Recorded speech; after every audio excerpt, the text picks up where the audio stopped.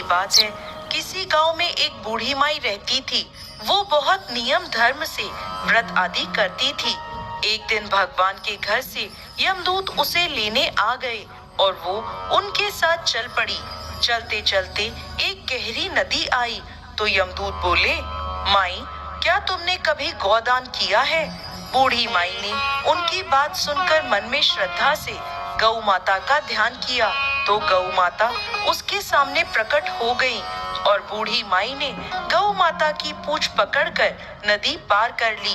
वह यमदूतों के साथ फिर से आगे बढ़ी तो काले कुत्ते रास्ते में आए। यमदूत फिर बोले, माई, क्या कभी काले कुत्ते को खाना खिलाया है?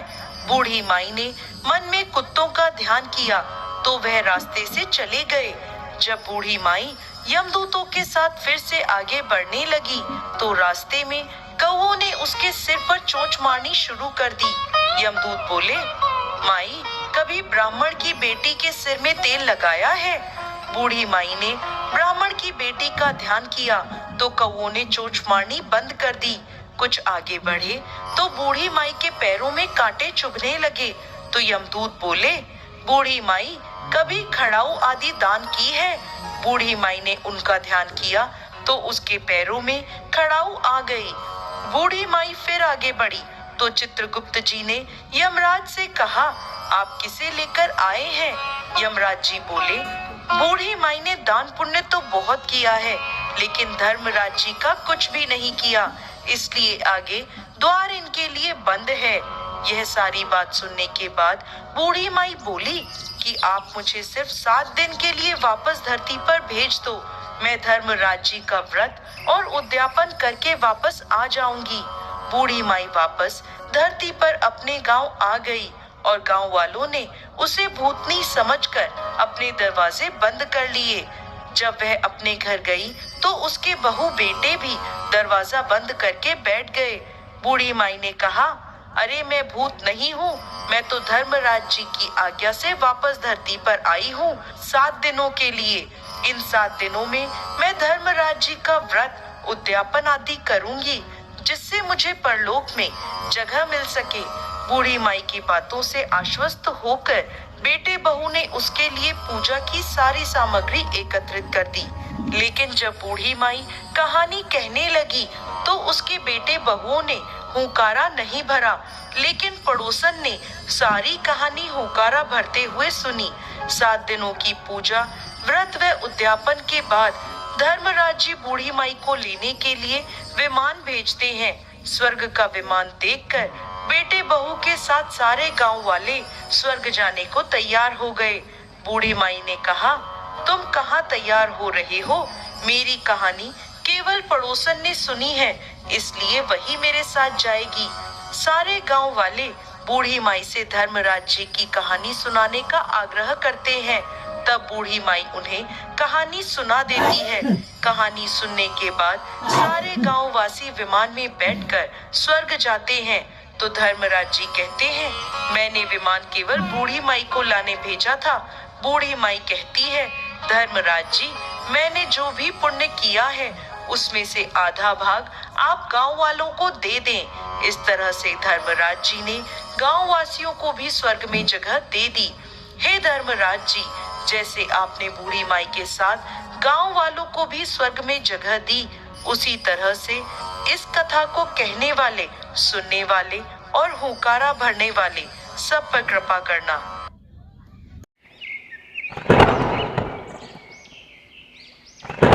माधोपुर नाम के एक गांव में मानसी अपने पति श्याम और बेटी रोहिणी के साथ रहती थी। रोहिणी के जन्म के 1 साल बाद ही श्याम की रोड हादसे में मृत्यु हो गई। तब अकेले मानसी पर ही सारी जिम्मेदारियां आ गई। रोहिणी के लालन पोषण और घर खर्च चलाने के लिए मानसी दूसरे के घरों में काम करने लगी। बड़ी ही मुश्किल से उसका गुजारा हो पाता था। गांव में सभी उसे छोटी जाति के मानते थे, जिस वजह से उसे गांव के मंदिर में जाने की अनुमति नहीं थी। धीरे धीरे समय बीतता गया और रोहिणी अब 8 साल की हो गई। एक दिन वह अपने माँ से कहती है,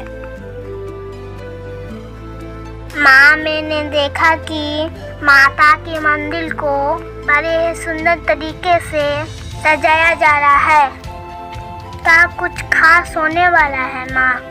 हाँ बेटी, 2 दिन बाद से नवरात्रि शुरू होने वाली है ना। ये क्या होती है माँ? बेटी, नवरात्रि में माँ दुर्गा की भक्त 9 दिनों तक उपवास रखते हैं और पूजा भक्ति में लीन रहते हैं। पर इससे क्या होता है माँ? इससे माता रानी प्रसन्न होती है और अपने भक्तों की हर मनोकामना पूरी करती है। क्या माँ सच में ऐसा होता है? तब तो ये व्रत मैं भी रखूंगी। तब तो मेरी भी मनोकामना पूरी होगी ना माँ? माता रानी हर भक्तों की मनोकामना पूरी करती है। दुर्गा माँ के नजरों में कोई बड़ा या छोटा नहीं होता, मगर ये व्रत बहुत कठिन है और तुम तो अभी छोटी हो, इसीलिए ये व्रत मैं अकेले करूँगी। माँ के बार बार समझाने पर भी रोहिणी नहीं मानी। 2 दिन बाद जब नवरात्रि शुरू होती है तो मानसी और रोहिणी नहाकर पूजा पाठ करके ये व्रत रखती है और अपने घर में ही पूजा पाठ करती है। और उसके बाद रोहिणी अपने माँ से कहती है, माँ चलो न मंदिर, हम दोनों मंदिर चलकर माँ की आराधना करते हैं। अभी नहीं बेटा। चलो न माँ, तुम हमेशा मुझे माना कर देती हो। रोहिणी की जिद के आगे आखिरकार मानसी हार जाती है और रोहिणी के साथ मंदिर चली जाती है, जहाँ पंडित उसे मंदिर में घुसने से मना कर देते हैं। तुम तो अच्छे से जानती हो ना कि तुम्हारे जैसे नीच जाति के लोगों को मंदिर में घुसना वर्जित है। फिर तुम कैसे पूजा की थाली लेकर आ गई? पंडित जी, ये मेरी बेटी रोहिणी है। इसने माँ के लिए व्रत रखा है। आप भले ही मुझे ना जाने दे, मगर मेरी बेटी को तो माता रानी के दर्शन करने दीजिए। ये तो अभी बच्ची है। बच्ची है तो क्या हुआ, है तो नीच जाति की ही। इसके अंदर जाने से मंदिर अपवित्र हो जाएगा। तभी गांव के लोग भी बोल पड़ते हैं, अरे कितने जिद्दी है ये माँ बेटी। अब तुम दोनों को समझ आ गया हो तो निकलो यहाँ से, वरना कोई और तरीका अपनाए तुम्हें यहाँ से निकालने का। लोगों की उल्टी सीधी बातों को सुनकर माँ बेटी वहाँ से अपने घर को लौट गए और घर पर ही सच्चे मन से श्रद्धा से माता रानी की पूजा पाठ करने लगी। माँ दुर्गा उन दोनों की भक्ति से अत्यंत प्रसन्न हुई। धीरे धीरे दिन बीतते गए और अष्टमी वाला दिन भी आ गए। मेरी बच्ची, तुमने इतने दिन से भूखे रहकर बहुत कष्ट वाला व्रत किया है। लेकिन माँ, मुझे तो बिल्कुल भूख नहीं लगती। ऐसा लगता है जैसे मेरा पेट भरा हुआ है। ये तो तुम पर माँ दुर्गा की कृपा है बेटी। कल नवरात्रि है और कल के दिन माँ को खीर पूरी फल फूल से भोग लगाया जाता है, मगर हमारे पास तो कुछ भी नहीं है। इतना कहकर मानसी अपने किचन की तरफ चल गई। उसने देखा कि पूरा घर दाल, चीनी, फल फूल से भरा हुआ है। फिर अगले दिन उसने खीर पूरी से माता को भोग लगवाया और दोनों बहुत खुश थे। देखा माँ, मैंने कहा था ना माँ कि माता रानी हमारी जरूर सुनेगी। अब हम शाम को मंदिर में दर्शन के लिए जाएंगे। लेकिन तुम तो जानती हो ना बेटी कि हमें मंदिर में कोई जाने नहीं देगा। कोई बात नहीं है माँ, हम मंदिर के बाहर से ही माता रानी के दर्शन कर लेंगे। फिर दोनों शाम को मंदिर पहुंची। उन दोनों को देखकर सभी गांव वाले और पंडित जी भी गुस्से हो गए और एक गांव वाले ने तो मानसी के सर पर लाठी मार दी, जिसके कारण काफी खून निकल आया। तभी वहां पर एक तेज रोशनी चमकी और दुर्गा माँ प्रकट हुई और बोली, मूर्ख लोग, तुम लोग खुद को बड़ा होशियार समझते हो। तुम लोगों ने मेरी परम भक्त को तकलीफ दी है।